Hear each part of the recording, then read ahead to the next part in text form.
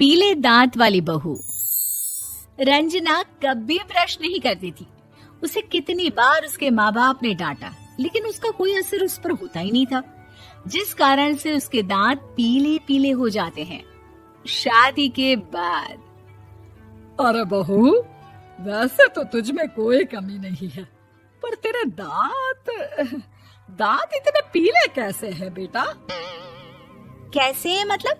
कोई सर्जरी थोड़ी ना कराई है। वो तो क्या नाम, मैं ब्रश नहीं करती थी तो पीले हो गए। अब क्या करूं? आप कहें तो लाल करवा लूं या फिर काले? यार ये क्या है, क्यों माँ से लड़ रही हो? लड़ रही हूँ? अरे मैं लड़ रही हूँ या ये बोल रही है कि दांत पीले हैं, पीले। अरे तपस्या थोड़ी ना की है इन्हें पीले करने के लिए। बकायदा ब्रश नहीं किया है 20 साल तक, तब जाकर। छी, कैसी बात कर रही हो? ये उस वक्त तो पीले नहीं थे जब हम लोग तुम्हें देखने आए थे। अरे तब साफ करवा लिया होगा डेंटिस्ट के पास जाकर। अब देखो कैसे पीले पीले लग रहे हैं। रंजना सास की तरफ गुस्से से देखती है। फिर शुरू हो गई पीले पीले पीले। अरे पीले तो तब भी थे जब मेरे हाथ का रसगुल्ला उड़ा उड़ा कर खा रही थी और बोल रही थी, लड़की नहीं गुणों का खजाना दे रहे भाई साहब आप। खैर, अब वो लोग करते भी तो क्या करते, पीले दांत वाली बहू पल्ले पड़ी थी तो झेलना तो था ही। एक दिन कीर्तन में रंजना गाना गा रही थी। अरे कमला बहन, माँ का द्वार है, यहाँ तो सब शुद्ध होकर आते हैं, फिर अपनी बहू को ब्रश भी नहीं करवाती तुम। दूर से पीले पीले दांत भक्ति में बाधा उत्पन्न कर रहे हैं। अरे कोई 2 साल के बच्ची थोड़ी ना लेकर आई हूँ मैं बहू बनाकर। अच्छी खासी लड़की है, अरे कैसे करवाऊं ब्रश? ये तो उसे खुद करना चाहिए ना। अब माँ बाप तो इसके जैसे तैसे निपटा दिए, ये नहीं सोचा कि सास कैसे संभालेगी। सास बहू को लेकर घर आ जाती है, लेकिन सोच लेती है कि अब इसे लेकर कहीं नहीं जाएगी। अगले रोज बहू कहती है, अरे क्या हो गया, मंदिर नहीं जाना क्या? कीर्तन का वक्त हो रहा है। मेरी मधुर वाणी से कान्हा जी जागते हैं और सोते हैं। आप तो जानती है ना उनकी भक्ति में कितना मन लगता है मेरा। वो क्या है ना, तबीयत ठीक नहीं लग रही है मेरी, आराम करूंगी मैं। तबीयत ठीक नहीं लग रही? अभी तो मिथुन के गाने पर नाच रही थी आप, और अब बोल रही है कि तबीयत ठीक नहीं लग रही। अरे भक्ति में मन लगा लो सासू माँ, ऊपर जाना है, क्या मुंह दिखाओगी आप? हाँ? सास को बहू की बात पर गुस्सा आ जाता है। मैं क्या मुंह दिखाऊंगी, इसकी चिंता तो ना कर, समझी? अपने मुंह की चिंता कर, जो ये पीले पीले दांत लेकर हर जगह पहुंच जाती है। पता है लोग कितना मजाक बनाते हैं। ना जी ना, मैं नहीं जाना कहीं तेरे साथ।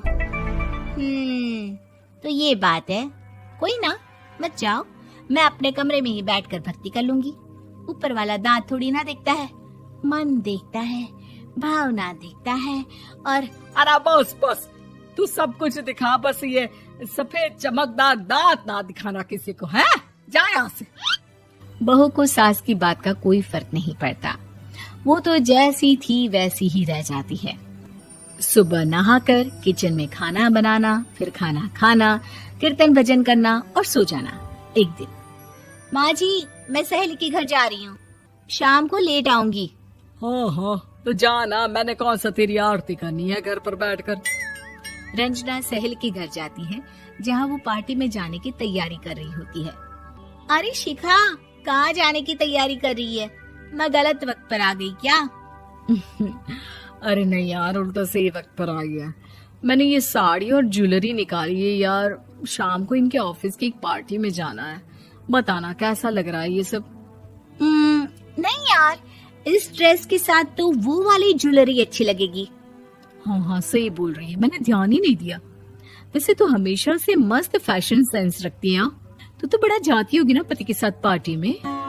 रंजना कुछ नहीं बोलती, बस सोचती है कि यार काश ये बात सही हो जाती, पर मैं क्यों नहीं जाती पार्टी में?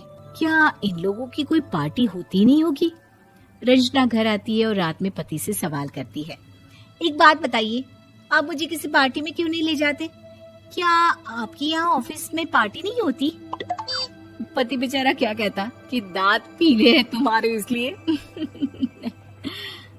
अरे कोई पार्टी होती नहीं हम लोगों के ऑफिस में, तो कहाँ से लेकर जाऊं? और मार्केट, मॉल, कहीं वीकेंड घूमना, कहीं तो। अरे यार सारे हफ्ते में एक छुट्टी मिलती है, तो सोचता हूँ कि आराम ही कर लूं। क्यों? रंजना मन मार के रह जाती है। पहले कभी सास के साथ मंदिर जाया करती थी, लेकिन वो भी सास ने ले जाना बंद कर दिया। घर बैठी बैठी रंजना बोर हो जाती है। तभी उसे आइडिया आता है और वो मायके जाने का सोचती है। सासू माँ, 2 दिनों के लिए मम्मी के घर जा रही हूँ। अच्छा ठीक है, आराम से जा। और हाँ, माँ से कुछ अच्छी आदत सीख कर आना कि कैसे शरीर के हर भाग की तरह दांतों की सफाई भी जरूरी होती है, समझी? शुरू हो गई ना आप। वो लोग आपकी तरह नहीं है कि छोटी छोटी बात का बतंगड़ बना दे। उन लोगों के लिए मैं मायने रखती हूँ, ना कि मेरे पीले पीले दांत। रंजना माँ को बिना बताए उन लोगों को सरप्राइज देती है, लेकिन जैसे ही वो दरवाजे पर पहुंचती है, अंदर देखती है कि घर वाले कहीं जा रहे होते हैं। अब माँ, काश रंजना दीदी के दांतों वाली प्रॉब्लम नहीं होती, तो वो भी हम लोगों के साथ चलती ना बुआ जी की बेटी की शादी में। हाँ बेटा, लेकिन अब उसे कौन समझाए कि उसको उसके पीले दांत नहीं दिखते, लेकिन उसके आसपास के लोगों को कितना एम्बैरेसिंग फील कराते हैं। मुझे तो कितनी बार उसके स्कूल की टीचर ने शिकायत की कि उसके साथ कोई लड़की बैठना भी नहीं चाहती, और ना ही कॉलेज में कोई उससे बात करना चाहता था। लेकिन पता नहीं क्यों उसे ये बात समझ में ही नहीं आती। कोई कमी नहीं है उस लड़की में, बस यही कि दांत पीले हैं। वो तो भला हो जीजा जी और उनकी माँ का, जो दीदी को जैसी है वैसे ही रखा हुआ है। रंजना को अपने घर वालों की बात सुनकर बहुत दुख होता है। वो सोचती है कि वो क्या करे, लेकिन फिर वो सीधा डेंटिस्ट के पास जाती है, अपने दांत चमकाती है और कसम खाती है कि वो रोज ब्रश करेगी।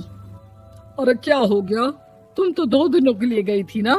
पर कोई ना, अच्छा है, चलो आ गई तो। रंजना सास के सामने आकर खड़ी हो जाती है और पूरी स्माइल करती है, उसके चमकदार दांतों को दिखाती हुई।